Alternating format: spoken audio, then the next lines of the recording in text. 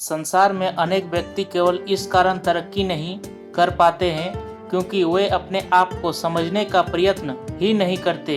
वे स्वयं ही एक विषम पहेली बने हुए हैं। उन्होंने स्वयं अपने आप को ऐसे बंधनों में जकड़ रखा है कि इधर उधर हिलने डुलने या फैलने के सभी अवसर खो दिए हैं। वे अपनी ओर ऐसी दीवार खड़ी किए हुए हैं कि उन्हें उन्मुक्त वायु उपलब्ध नहीं होती।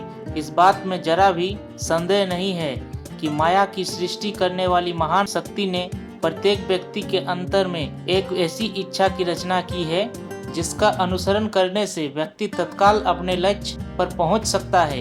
यदि हम एकाग्र होकर करने का प्रयत्न करें तो यह ईश्वरीय इच्छा के रूप में हमें अवश्य प्रतीत होगी। ईश्वर को प्रत्यक्ष करने के हेतु उसे प्राचीन धर्मग्रंथ, सृष्टि और अध्ययन को खोज करनी चाहिए।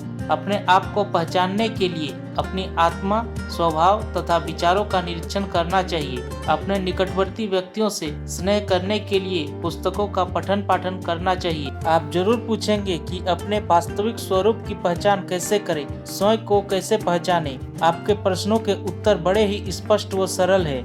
आइए सबसे पहले वास्तविक स्वयं को पहचानने का प्रयास करें। अपने आप को जानने का प्रयास करें। हर दृष्टि से पूर्ण तो कोई भी नहीं है। हर कोई किसी न किसी रूप में कमजोर होता है। ऐसा होता है मनुष्य अपनी अच्छाइयों और गुणों को छोड़कर अपने विषय में तुच्छ विचार बना लेता है तथा दूसरे के गुणों को बढ़ा चढ़ा कर देखते हैं। संसार के किसी एक स्थान पर या किसी एक व्यक्ति में सभी गुणों का एकत्र होना असंभव है। किसी में कोई एक गुण विशेष है तो किसी में दूसरा।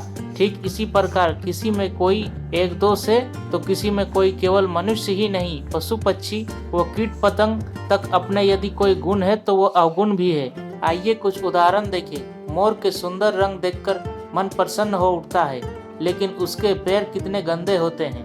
हाथी की चाल शानदार तथा शरीर कितना मजबूत है, परंतु आलस्य कितना है।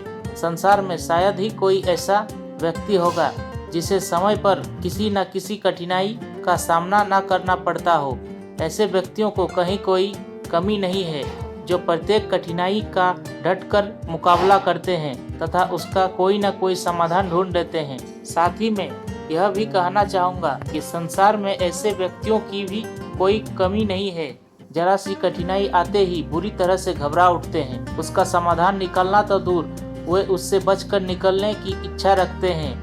इसलिए किसी ने कहा है, हालात जैसा भी हो सोच ऊंची होनी चाहिए, क्योंकि वही इंसान को बड़ा बनाती है। संघर्ष इंसान को मजबूत बनाता है और मजबूत इंसान ही इतिहास रचता है। हिम्मत टूटे तो सपने भी मर जाते हैं, पर जुनून जिंदा हो तो चमत्कार हो जाते हैं।